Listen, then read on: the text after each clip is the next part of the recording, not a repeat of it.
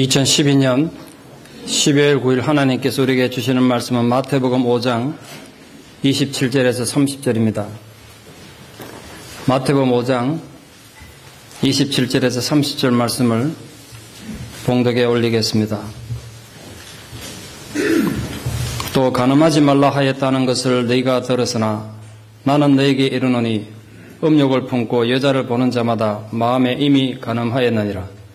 만일 네 오른 눈이 너로 실족하게 하거든 빼어내버리라.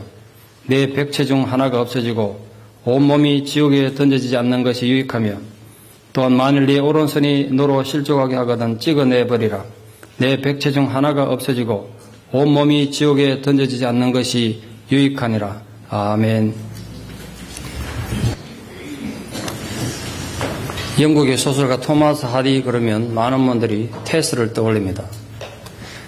시골의 순박한 소녀가 바람기 많은 남자의 꾀임에 빠져가지고 순교를 잃어버립니다.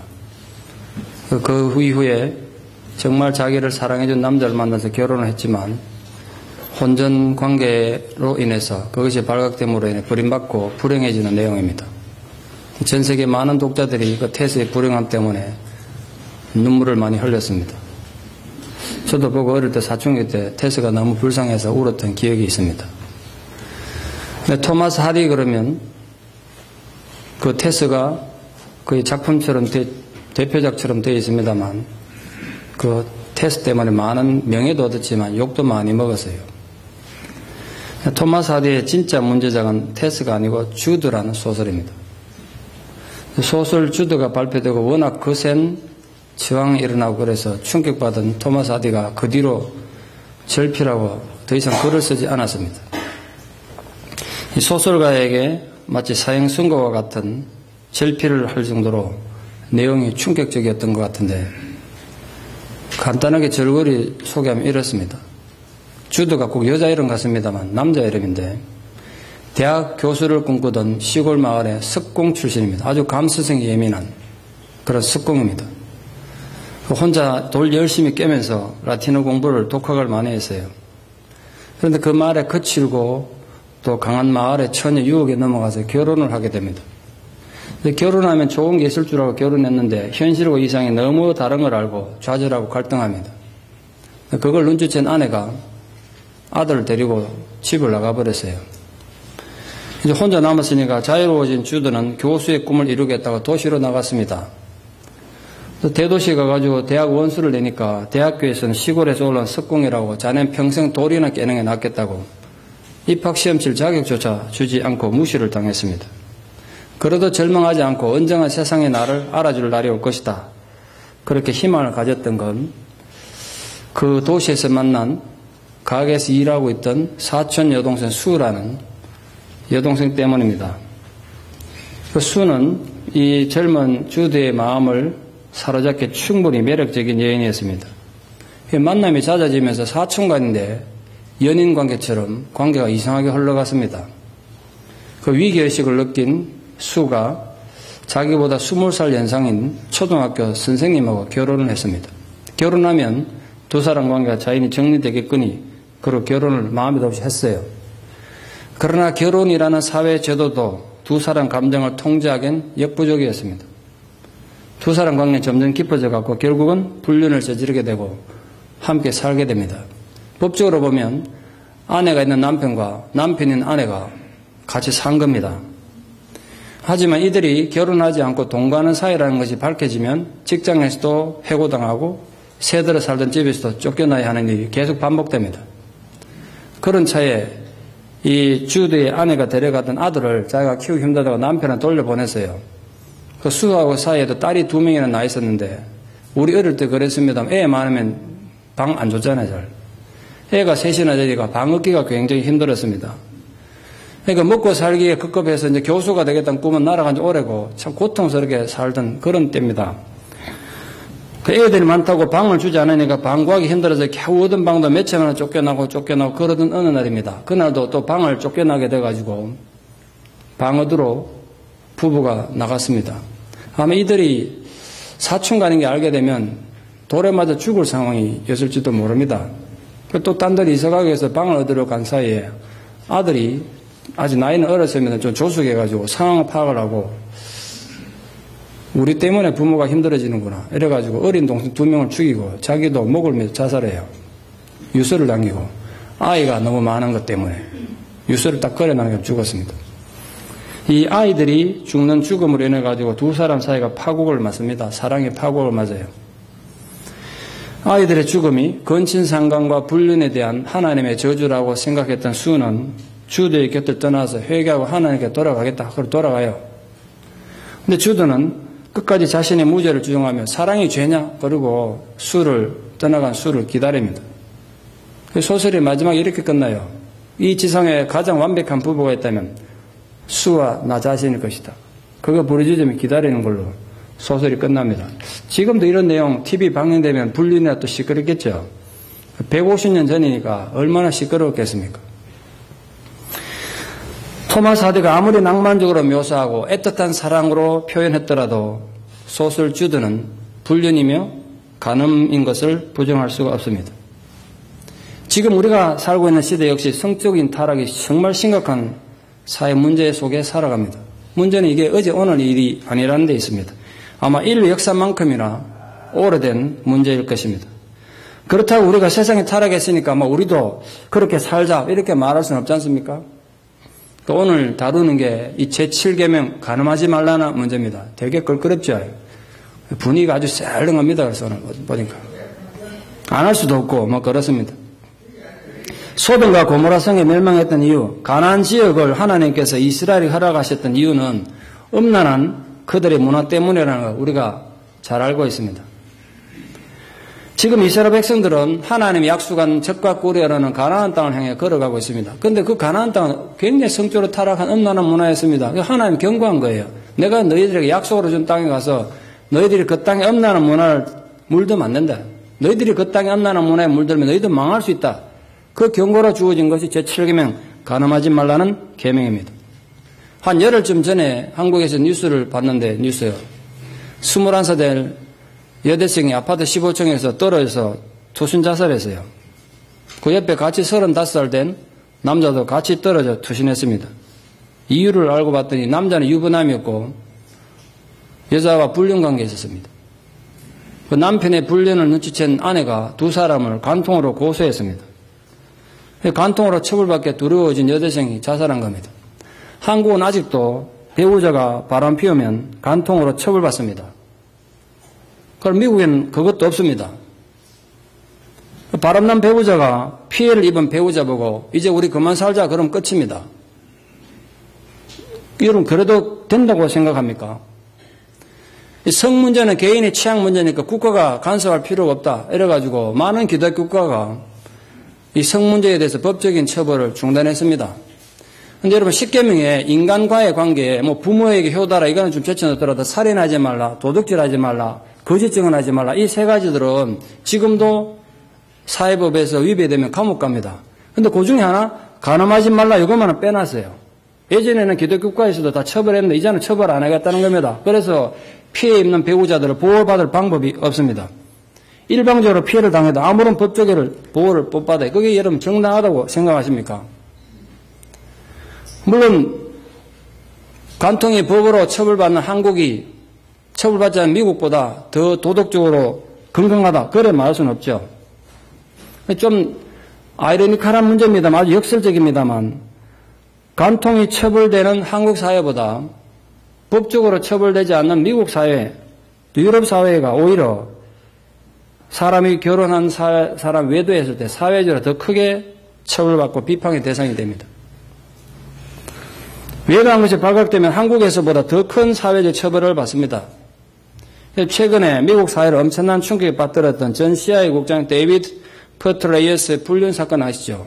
전 세계가 시끄러웠습니다. 한 개인의 불륜으로 미국 같은 세계 최강대국의 안보가 흔들릴 수 있다는 걸 보셨습니다. 지금 아직 수사 중일 겁니다. 정말 CIA 국장이면 미국의 대통령보다도 정보를 많이 알고 있는 사람인데 그 정보가 넘어갔나 안 넘어갔나 지금 아주 골치 아프게 수사 중인데 잘 모르겠습니다. 결론이 어떻게 날지. 한 나라에 이 세계의 제일 큰 나라도 한 사람의 불륜으로 국가의 근본 흔들릴 수 있구나. 그걸 내가 뉴스 보고 봤어요. 그래서 간음이 그만큼 심각한 겁니다. 여러분, 인간은 정말 특이하게 이 지상의 모든 동물 가운데 유일하게 후손의 번식이 목적이 아닌 쾌락으로 성관계 가진 유일한 동물입니다. 모든 동물은 1년 중 성관계 가지는 기간이 정해져 있습니다. 아무 때나 성관계 절대로 안 합니다. 근데 인간만은 시도 때도 없어요. 통제가 안 돼. 1년 3년씩을 통제가 안 됩니다. 그런 면에서 보면 인간이 제일 미개한 동물 아니겠습니까? 인간이 간음하는 이유가 뭘까요, 도대체? 자기 배우자 있는데 왜 간음을 할까요? 고민되는 부분이죠. 어떤 학자들은 인간의 이 간음하는 이유를 본능에서 찾습니다. 그 논문을 주장을 해놨는데, 한 30년쯤 전, 20년쯤 전에 플로리다 주립대학에서 실험을 했어요. 그 대학생들 보고 젊은 아주 멋있는 미녀가 가가지고 대학생 남학생들 보고 내가 당신이 참 마음에 드는 오늘 나랑 함께 호텔을 가 잠자리 하겠냐 이렇게 물은 거예요. 난생 처음 보는 사람인데. 근데 67% 남학생들이 나야 좋지 오케이 이랬다는 거예요. 남자들 잘 들었어요. 다 그런 늑대들이야 남자들은. 근데 여자들은 100%가 노 했다는 겁니다. 멋있는 남자가 가지고 나랑 함께 호텔을 가겠냐 아무도 예스 안 했다는 거예요. 그래서 남자는 태생부터가 늑대다. 본능이다. 뭐 이래서 쓰는 논문이 있습니다. 진짜 맞습니까? 그게 정말 이유가 되겠습니까? 만약에 본능이 이유라면 인간이 동물보다 못한 존재 아니겠습니까? 본능으로 사는 동물들도 함부로 성관계는 안 하는데. 그래서 묵상 중에 제가 생각을 정리해 봤습니다. 먼저 간음에 대한 영적인 의미를 좀 생각해 볼 필요가 있겠다. 우리 신앙인으로서 어떻게 간음을 정의하고 이해해야 될 것인가? 인간이 간음을 하는 정말 중요한 이유는 하나님에 대한 반역의 마음 때문입니다. 중세의 암흑기를 지나고 르네상스를 맞이하면서 인간들은 하나님께 도전하는 자유를 꿈꿉니다. 너무 종교적으로 억압되었다 보니까 어떻게 하면 자유를 누릴 것인가? 그걸 꿈꾸게 됐어요. 그래서 종교적인 자유를 얻고 하나님에 대한 도전으로 나타난 것이 성의 자유라는 표현이었습니다. 그래서 르네상스 작품들 보면요, 그전까지는 상상도 못하던 남자 여자 나체를 그대로 적나라하게 표현하는 게 유행처럼 번져갔습니다. 심지어는 여러분 그 바티칸 성당 가보셨습니까? 그 천장에 천지창조 그거 보면 남자 나체가 그대로 적나라하게 그려져 있습니다. 르네상스 때 그래서 그래요. 성을 노골적으로 표현하는 게 하나님도 도전으로 본 겁니다. 근대 소설의 출발이라면 그 소설로 인해 가지고 이제 근대 문학이 시작됐다고 하는 근대 소설의 아버지 출발이 보카치오의 데카메론이라는 소설인데 라틴어로 100가지 이야기 이런 뜻인데 제가 중학교 때인가 데카메론을 호기심에 읽어보니까요.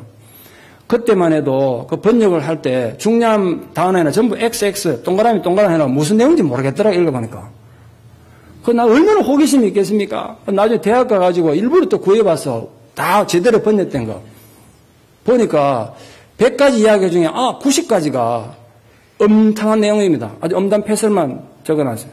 지금도 노골적으로 내놓으면 욕먹을 수 있는 이런 내용들 그거를 근대소설의 시작으로 시작하더라고요. 생각해요. 왜 인간들이 성의 개방과 타락을 하나님의 도전으로 생각했을까요? 왜 그게 휴머니즘의 시작이고 르네상스 시작이 됐을까요? 사람이 하나님을 못 얻어갈 수 있는 가장 좋은 방법이 뭔지 아십니까? 하나님이 인간의 가정에 아름다운 선물로 주신 성을 남용하고 더럽히는 겁니다. 성을 눈여깃거리나 지저분한 오락거리로 만든 겁니다. 그것이야말로 가장 모욕적으로 하나님을 거부하는 방법입니다. 왜냐하면 땅 위에 번성하고 충만하라는 하나님의 창조지식을 근본적으로 뒤흔드는 거기 때문에 그렇습니다. 그래서 기억하십시오. 모든 성적 타락 행위는 하나님을 모독하는 중간 범죄 행위입니다. 그게 영적인 이유라면 사회적으로 인간이 불륜을 저지르고 간음을 저지르는 가장 부인할 수 없는 심각한 이유는 저는 인간의 이기심 때문이다. 이렇게 생각합니다. 이기심 때문에. 자기 욕망만을 생각하지 자기의 불륜을 해서 남이 얼마나 고통 겪을지 생각하지 않는 극도 이기심이 원인이다. 이렇게 생각합니다.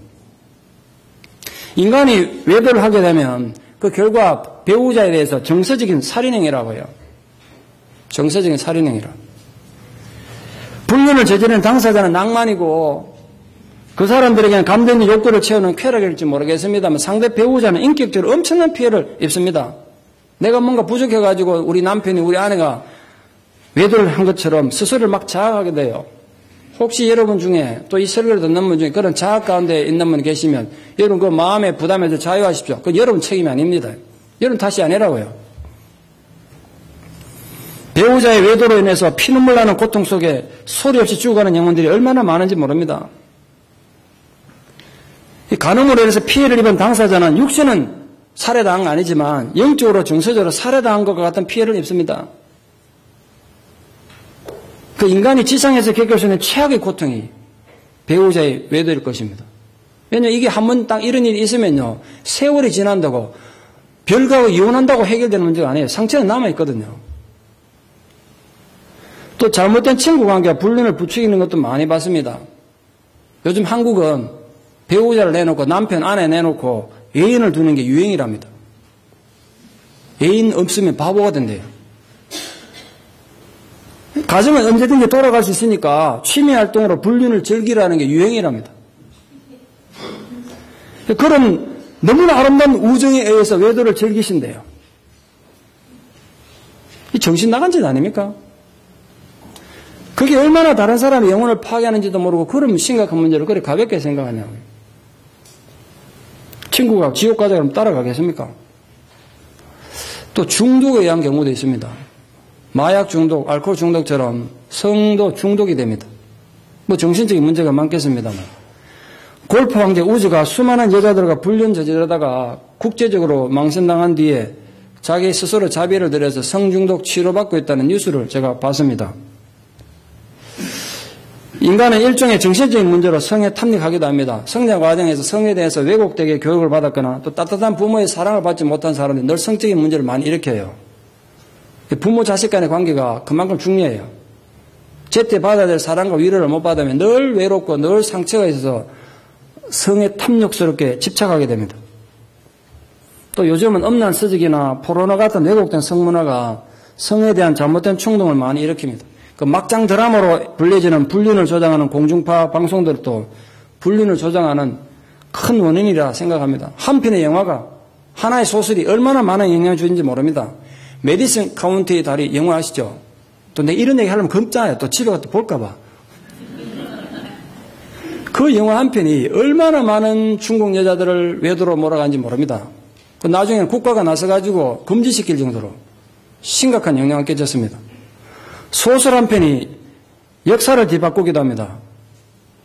러시아 태생이면서 코넬 대학 교수였던 블라디미르 나보코, 지금 죽었습니다만 그 사람이 썼던 소설 로리타라는 작품이 있습니다. 오늘 내 시간 관계상 줄거리는 얘기를 못하겠는데 한마디로 요약하면요, 50대의 대학 교수가 14살짜리 여자야 정사를 벌인 내용입니다. 자기 손잡벌이라. 뭐 그럴 수밖에 없는 상황이 거기 이제 절절하게 설명이 되어 있습니다. 근데 이게 워낙 영향을 많이 줘가지고 어린 여자를 소원한 남자들의 심리, 어린 여자를 밝히는 남자들의 심리를 로리타 컴플렉스라고 합니다. 그 소설에서 따왔습니다. 이게 일본에는 얼마나 영향을 줬는지 일본 국회의원들이 그 소설 다 읽고 은혜를 받아가지고 국가 법을 바꿨어요.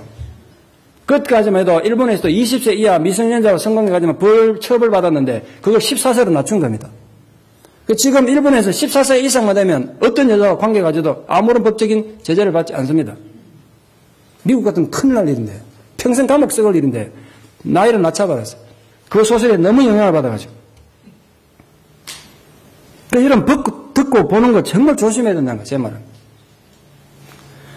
특히 성적인 타락은 대중매체를 통해서 많은 영향을 받습니다. 지금은 과거 어느 때보다도 대중매체가 발달되다 보니까 피해가 참 심합니다. 이 불륜을 갖다가 아주 그럴듯한 낭만으로 포장한 막장 드라마가 안방 차지한 지 벌써 오래잖아요. 막장 드라마가 불륜이 안 나오면 드라마가 안 돼. 불륜이 안 나오면 시청률이 안 오른대. 심각한 문제 아니겠습니까? 그 영향으로 많은 사람들이 간음을 그냥 하나의 낭만으로 생각하는 그런 지경에 이르게 됐습니다. 그래서 가장 무서운 게 세상의 풍조입니다. 세상의 풍조. 성경이 세상의 풍조를 따르지 말라는 이유가 거기에 있어요. 사탄은 세상의 풍조를 너무나 타락시켜서 하나님이 가장 중요하게 생각하시는 성을 아무렇게 해도 되는 것처럼 만들어버렸습니다. 그 성을 상품으로 만들어서 사고 팔 수 있도록 해버렸습니다. 그러니까 아무런 가치도 없이 성을 노리개처럼 사용하게 된 겁니다. 단순 비교를 하자면 지금 한국 사회의 성적 타락은 소돔과 고모라보다 더하면 더 있지 그보다 더 도덕적인 사회라고 보기 어려운 것 같습니다. 그 퀘이커 교도이면서 하버드와 스탠포드 교수이기도 했던 엘턴 트루블러드라는 분이 이런 말을 했습니다. 잘 들어보시죠. 문명의 부패는 잘못된 성도덕의 미화에 있다. 이 성이 타락한 걸 이렇게 막장들하고 미화하면 그 사회는 망한다는 거예요. 한 세대, 한 문화, 한 사회가 몰락하기 이전에 그 사회가 성의 문제를 어떻게 취급하고 있는가 하는 것을 주의 깊게 봐야 한다. 우리가 좀 귀담아 들어야 될 필요가 있지 않겠습니까? 이 부도덕한 성문화를 정복하려는 거룩한 노력이 없으면 세상이 그러니까 뭐 우리 어떡하냐 이렇게 그냥 있으면 안 된다. 그래도 그럼에도 불구하고 거룩하게 살려는 노력이 없으면 그 집단, 그 사회, 그 문화는 오래 못 간다는 거예요. 말씀드린 바와 같이 로마 제국의 멸망에는 성적 타락이 정말 크게 한 몫을 했습니다. 우리가 살아가는 현재도 마찬가지입니다. 아무리 세상의 성적인 타락에 무관심해져 가도 교회는, 성도는 그러면 안 된다는 거예요.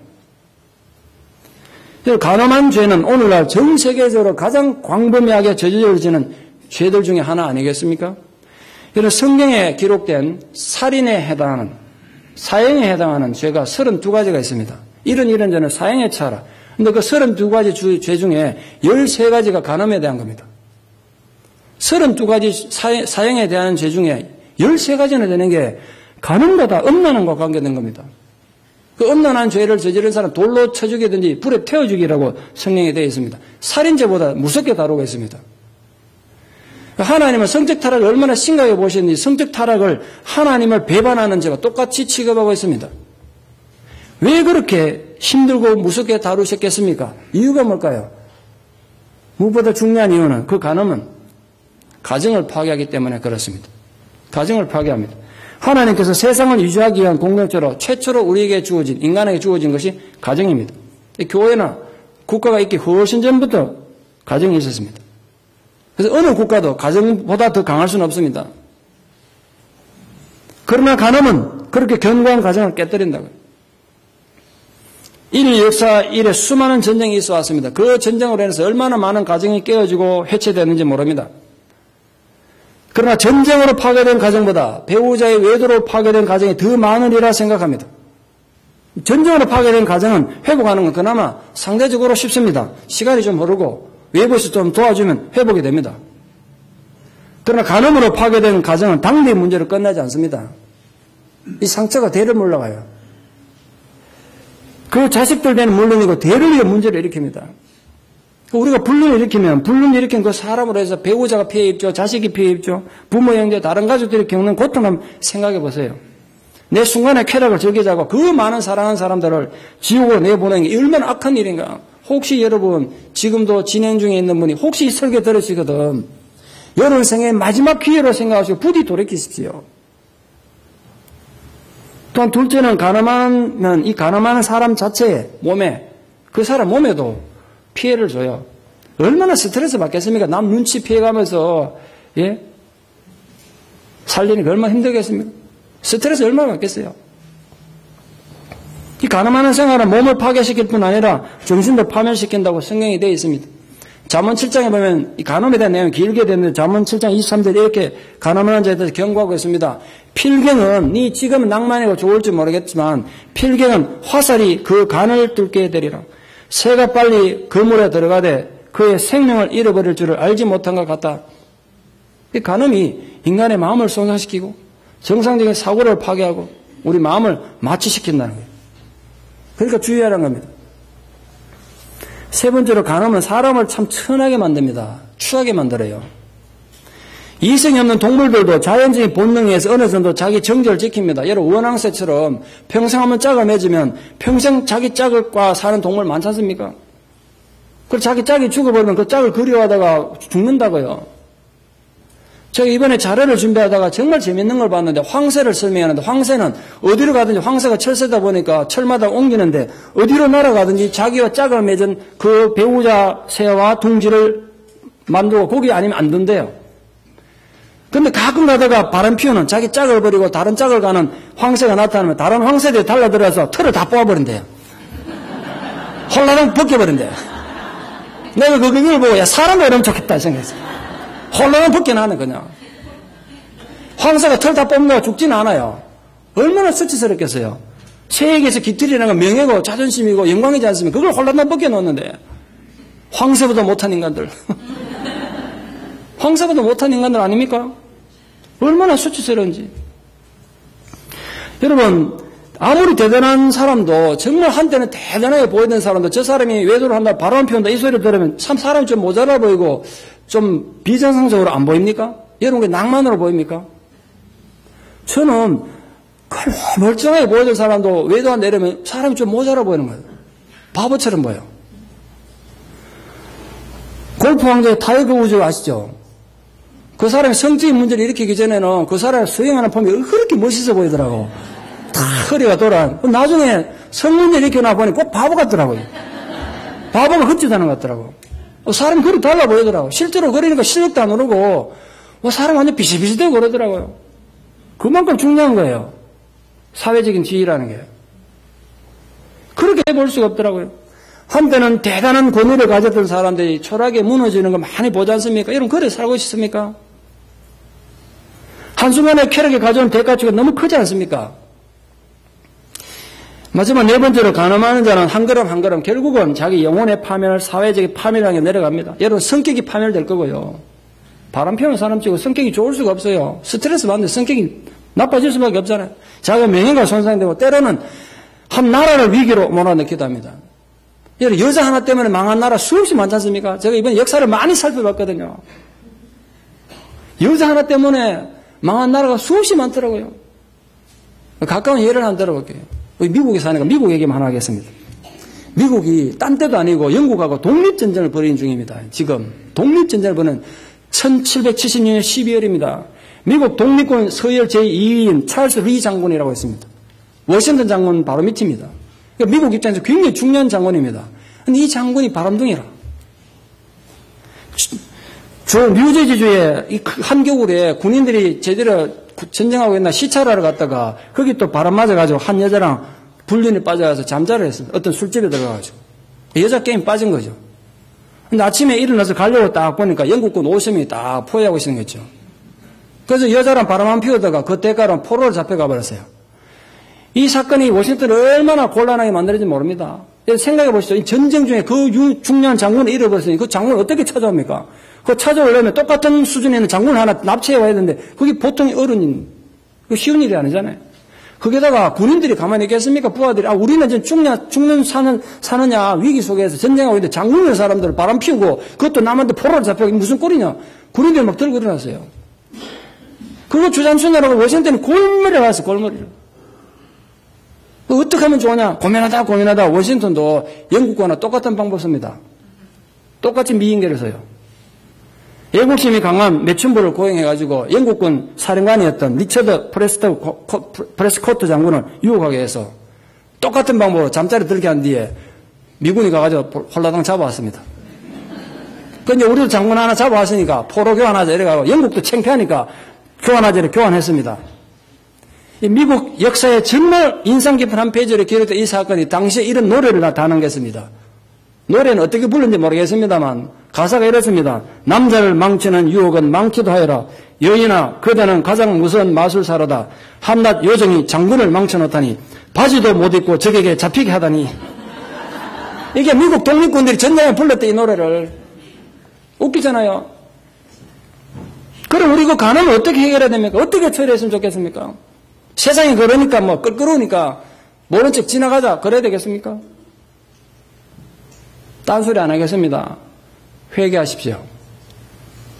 회개하는 것 외에는 방법이 없습니다. 그것뿐이에요. 간음이 비록 하나님이 가장 싫어하신 인간의 타락한 모습이긴 하지만 하나님께 용서받지 못할 죄는 아니잖아요. 근데 간음을 정당화하는 건 절대로 아닙니다. 회개하면 용서받아요. 간음하던 현장에서 잡혀온 여자를 처리하신 예수님 경우를 보세요. 너희 중에 죄 없는 자가 먼저 돌을 치라 그러니까 나이 많은 순서부터 어린 순서로 사라졌습니다. 그 순서를 잘 보세요. 어린애부터 사라진 게 아니라 나이 많은 인간부터 사라졌대. 이유가 뭘까요? 지도 한 짓이 있거든. 그 나이 많은 순서부터 사라진 거예요. 그리고 예수님이 최후에 그랬습니다. 나도 너를 정죄하지 않는다. 근데 그 사건이 그렇게 끝났으면 아무런 의미가 없었을 텐데 예수님께서 마지막으로 정말 중요한 얘기를 하셨어요. 뭐라고 그러신지 아시죠? 다시는 같은 죄를 범하지 마라. 이게 용서의 개념이고 회개의 개념이에요. 네가 정말 오늘 모든 동네 사람들 보는 앞에서 가늠하다 잡혀서 이렇게 수치를 당했다.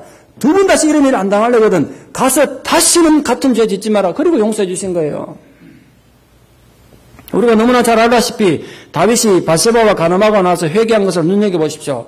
우리 일반적으로 회개할 때 어떻게 하냐면 골방에 들어가서 아무도 듣는 사람도 없고 보는 사람도 없는데 배가 아파요. 하나님 내가 이런 죄를 짓습니다. 용서해 주십시오. 이렇게 고백합니다. 내가 무슨 짓인지 아무도 몰라요. 하나님 그런 죄도 용서하시겠죠. 그런 회개기도 받으실 겁니다. 그런데 적어도 다윗은 그런 식으로 회개하지 않았습니다. 자기 잘못을 시편 51편으로 노래를 만들어서 모든 국민이 부르게 했습니다. 내가 이런 짓을 했다. 전 국가가 다윗이 어떻게 범죄인지 알았을 뿐 아니라 모든 역사가 다윗의 범죄를 알게 했습니다.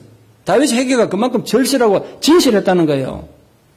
시편 6편 6절에 보면 다윗의 회개 내용이 나오는데 이렇게까지 회개했습니다. 밤마다 눈물로 내 침상을 띄우며 내 열을 적신하였다. 얼마나 통곡하며 내가 어쩌다 이렇게 됐는가 통곡하며 울었으면 침대가 눈물을 다 뜯겠어요. 이불을 눈물로 다 적셨대요. 다윗의 철저한 회개와 겸손한 그 자세를 보시고 하나님께서 너 내 마음에 합한 자다 이렇게 인정하신 거라고요. 보통 인간들은 뻔뻔스럽게 내만 죄 짓냐면 세상에 다 그래 사는데 다윗은 안 그랬다는 거예요. 여러분 부디 다윗이 가늠하고 그 사실을 감추기 위해서 살인죄까지 저지르도 복 받고 잘 살았으니까 나도 마음대로 바람 피우고 살아야 된다 착각하지 마십시오. 직접적으로 이렇게 제게 말한 사람이 있었습니다. 당신 그러면 되냐 그러니까 외도하면 되냐 그러니까 목사님 다윗도 바람 피우고 살인까지 저지르도 하나님 내 마음에 합한 자들을 복 주시대요 이러더라고요. 정말 그건 하나님의 막말 아닙니까? 다윗이 계속 그리 죄짓고 바람 피우고 있는데 하나님 너 내 마음에 합한 자들 계속 바람 피워라 이러고 복 주신다고 아니란 말이에요. 철저한 통곡 속에 눈물로 침상되는 그 회개 속에서 삶을 돌이켰기 때문에 하나님 그를 귀하게 보신 겁니다. 왜? 그런 회개에서 마음을 돌이키기가 얼마나 힘든 거 하나님 아시니까. 정서적으로 가는데 그 힘들다고 해요. 그 정말 하나님 어떻게 생각은 아니겠어요? 다윗이 공개적으로 자신의 잘못을 고백한 건 자신이 왕이라는 사회적 책임을 통감한 이유도 있겠습니다만 다시는 내가 이런 실수를 하지 않으리라는 철저한 자기 결심을 그렇게 표현한 거 아니겠습니까? 다윗이 밧세바와 가늠하고 난 뒤에 썼던 회개시 51편을 통해 가지고 당시 백성들은 물론이고 오늘 우리들에게도 당부하는 겁니다. 너희들 부디 이 시편 읽어보고 간음이 얼마나 무서운 죄인 줄 알고 나하고 같은 죄는 실수는 범하지 않기를 바란다. 그 마음으로 썼을 거라고 분명히. 또한 연약한 우리들에게 당부합니다. 그래도 혹시 너희들이 나와 같은 실수를 범하거든 절대로 자포자기하거나 이왕 버린 몸 계속하자 이런 식으로 막가파식으로 뻔뻔스럽게 인생 살지 말고 제발 돌이켜라. 나처럼 하나님의 회개가 돌아오기를 바란다. 나를 봐라. 나도 실수했다. 그럼 내가 전심을 다해 회개하고 돌아오니까 하나님 나를 용서해 주시고 나를 하나님 마음에 합한 사람이라 인정해 주셨다. 그러니까 너희들에게 희망이 있다. 부디 그 죄악의 고동터에 빠져 있지 않기를 바란다. 회개하고 부디 돌아와라.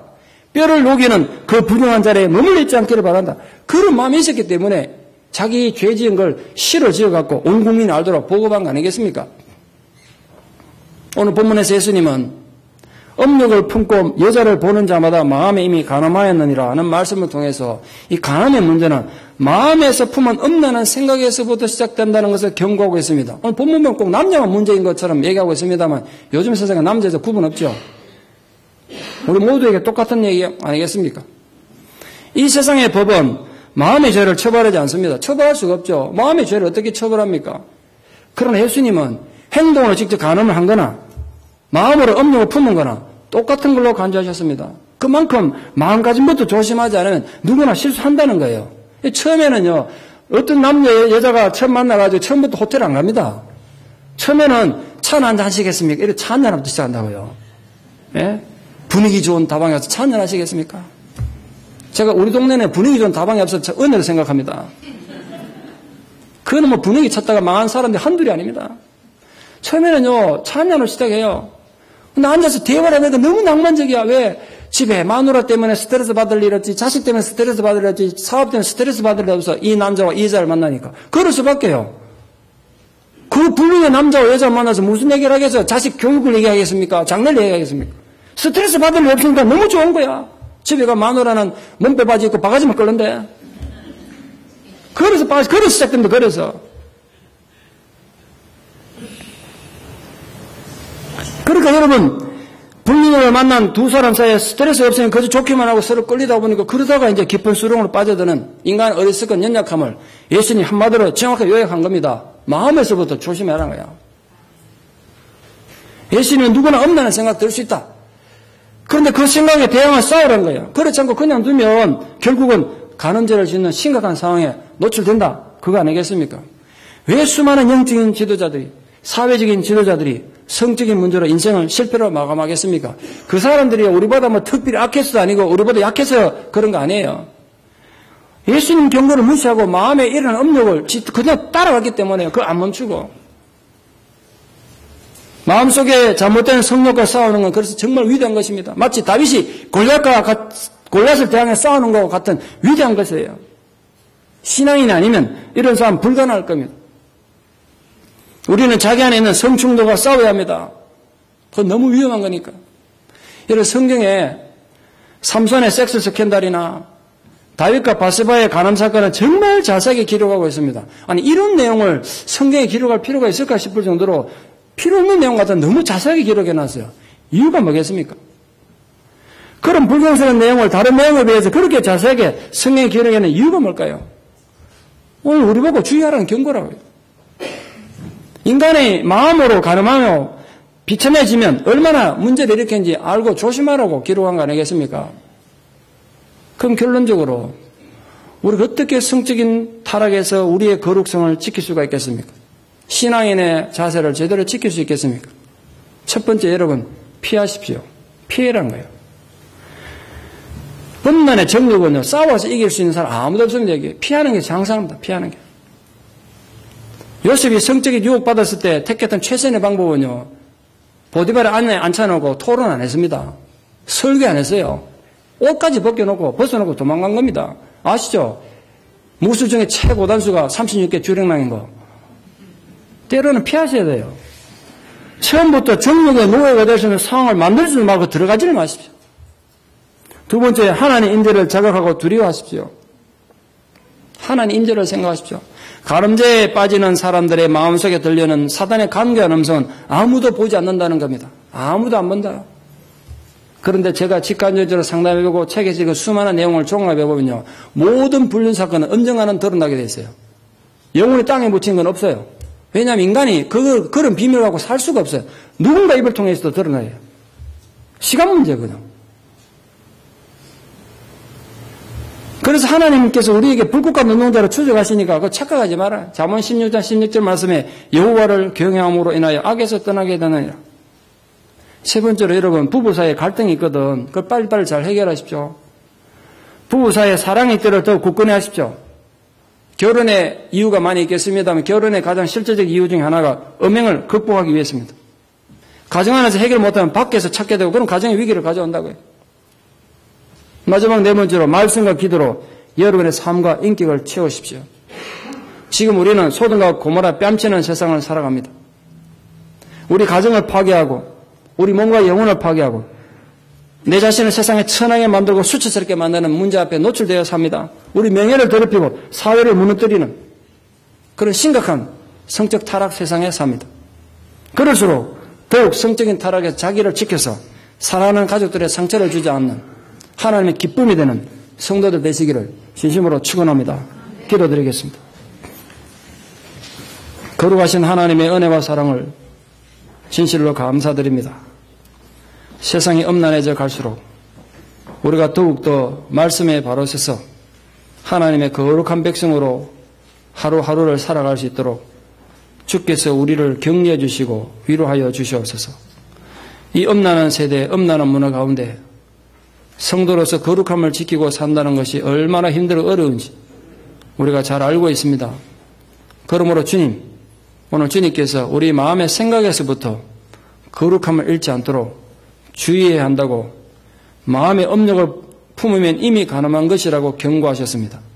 그 주님의 경고를 가슴에 잘 새겨서 하나님을 슬프게 하고 사랑하는 가족들을 정서적으로 살해하는 정서적 살해자가 되지 않도록 우리를 바른 길로 걸어갈 수 있도록 오늘도 말씀이 지팡이가 되어 주시옵소서. 예수님 이름으로 기도드리옵나이다. 아멘.